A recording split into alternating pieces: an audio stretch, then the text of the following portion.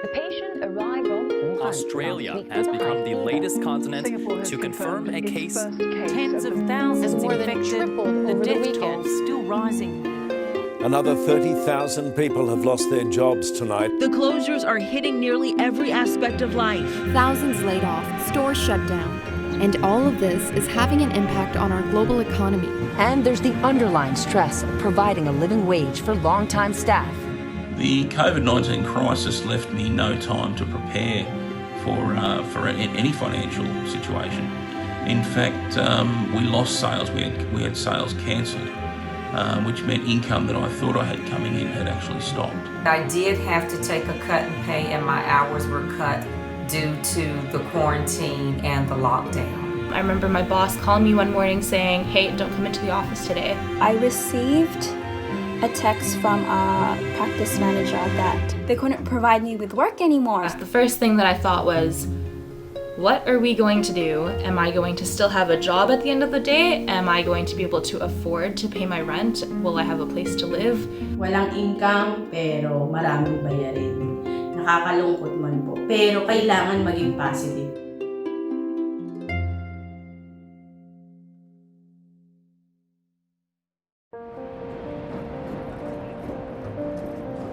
Prior to the current quarantine lockdown, I've run several businesses. I was a plumber, then hotel manager, then I ran several businesses for myself as well as other people, and did some property development. I live in Surrey, British Columbia, Canada, and I work as a graphic designer. Nagtatrabaho po ako sa sarili ko pong negosyo na parlor shop. I'm in my final year of uni, and I also work as a dental assistant and receptionist at a dental clinic. I was working from 9 to 6, and it was in an office with about 20 people. Anything that needs to be moved via any type of freight, that's what I do. I'm in logistics. Nagkaroon po nga ng COVID-19 pandemic.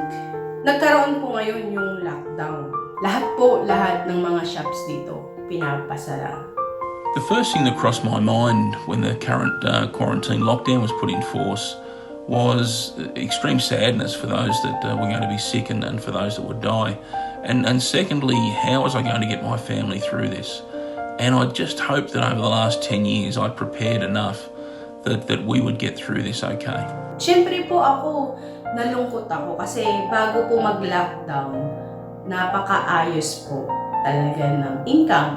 Walang problema na hindi mababayaran yung mga bayarin gaya ng mga renta po ng bahay namin, renta ng shop, kuryente. I had a feeling that our clinic would close down, just especially with the amount of patients that started to cancel their appointments because they were scared that they might contract the virus.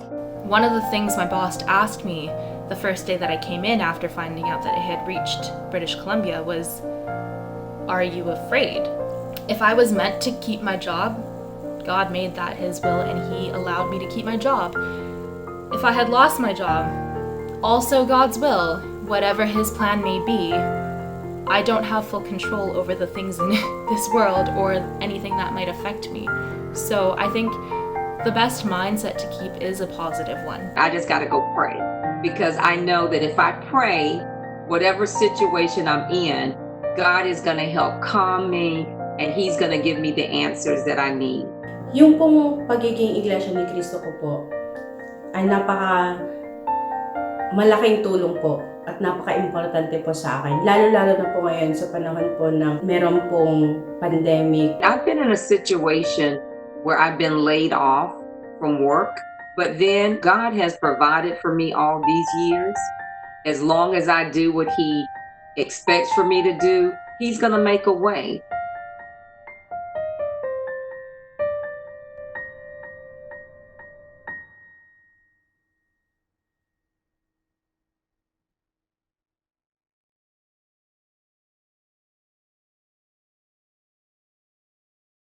Bayan tayo ng Diyos, hinirang tayo ng Diyos, pag-aari niya tayo. Kaya ang sabi sa atin ng Biblia, dapat yung mga tunay na hinirang ng ating Panginoong Diyos, ang sinusunod lamang daw ay sino, mga kapatid? Ang Diyos lamang. Ang Diyos lang.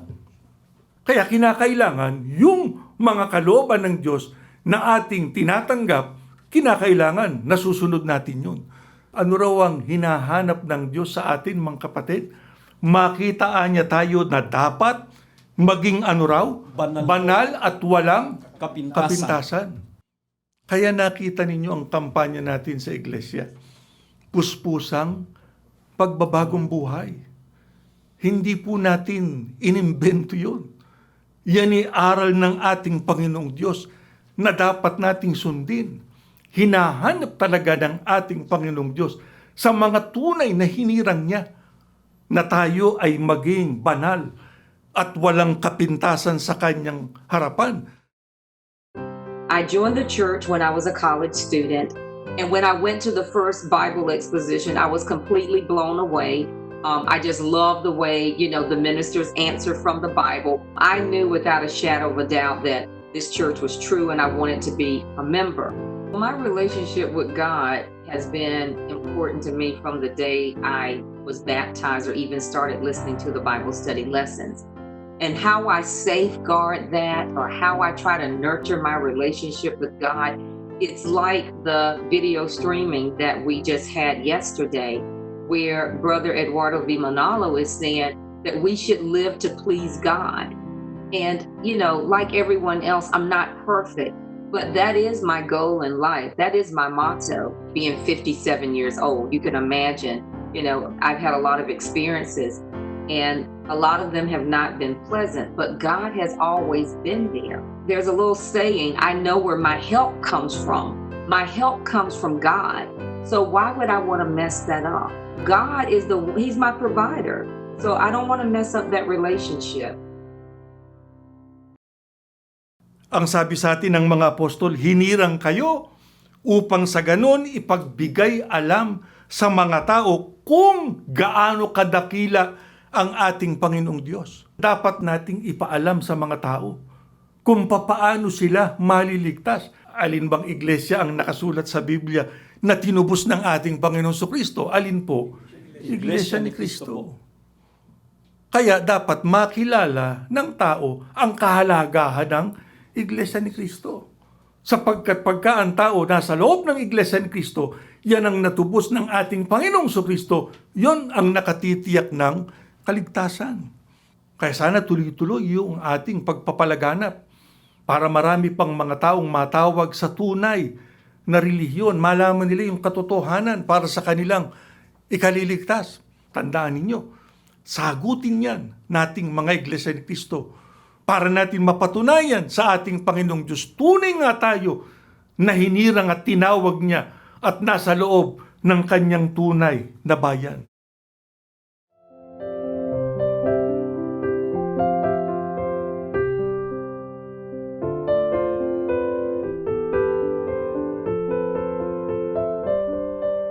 I've invited my family and friends, send the links when we get them on Bible studies, on air, online missions. I want them to be saved.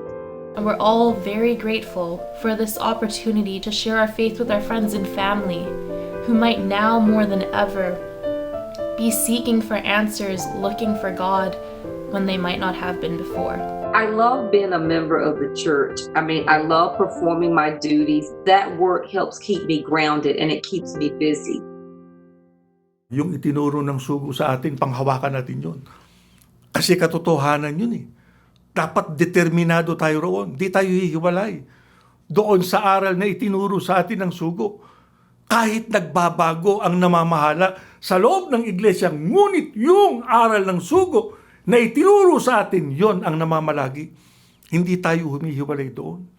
Kaya ang sabi sa atin ng Biblia, kinakailangan matatag tayo sa ating paninindigan doon sa katotohanan na tinanggap natin. Kailan natin tinatanggap yung mga katotohanan, yung mga salita ng Diyos na kinakailangan natin panindiganan, na merong determinasyon, matatag tayong nanghahawak doon sa panahon ng ating mga pagsamba. Kaya tignan nyo tayo, hindi tayo tumitigil sa ating pagsamba. Kahit na merong lockdown, ano ginagawa natin? Meron tayong ganitong paraan ng pagtitipon. Ano dahilan? Napakahalaga yung mga salita ng Diyos na itinuturo sa pagsamba, natatanggap natin. Kaya kahit ano mangyari, huwag tayong titigil sa pagsamba. At salamat sa Diyos, yan po ang nagagawa ng bawat isa sa atin. Noong maibalita na lockdown na ang buong England, ako po at ang aking sambahayan ay naapektuhan.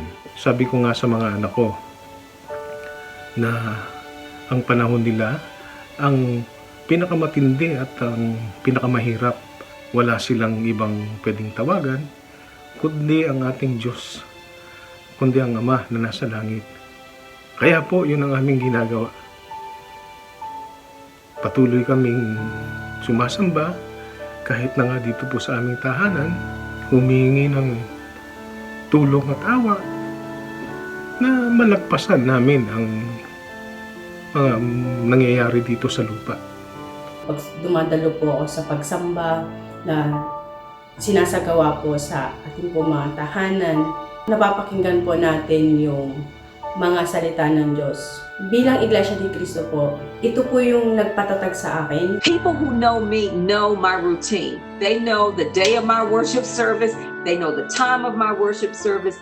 But I think it is shocking in a pleasant way how much we value our worship services. We dedicate ourselves in our worship service because this is our duty. So I'm very thankful because I couldn't imagine not having a worship service.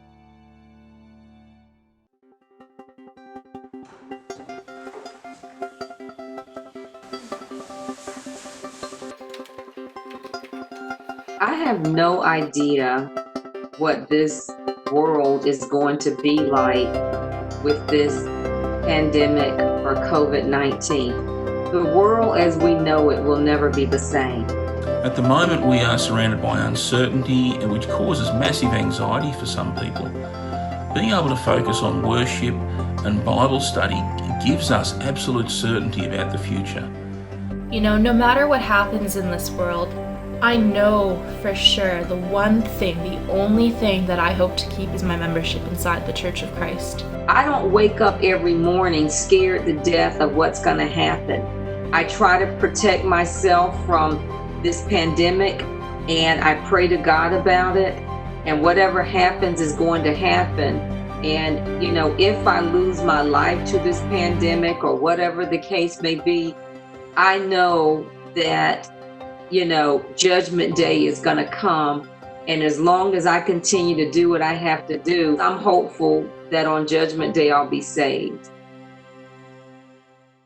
Ituring ninyo, mga kapatid, na isang dakilang kapalaran, hindi lamang tayo Iglesia ni Cristo, kundi tayo ay nakasasamba sa Diyos. Sapagkat pagka dumarating ang mabibigat na suliranin, pagka dumarating ang mga kapighatian sa buhay, pagka tayo ay nalulungkot, pagka tayo nagigipit, pagka meron tayong mabigat na problema na nasasagupa, dito sa pagsamba, aalalayan tayo ng Diyos. Dito sa pagsamba, mararanasan natin yung kanyang pagtulong.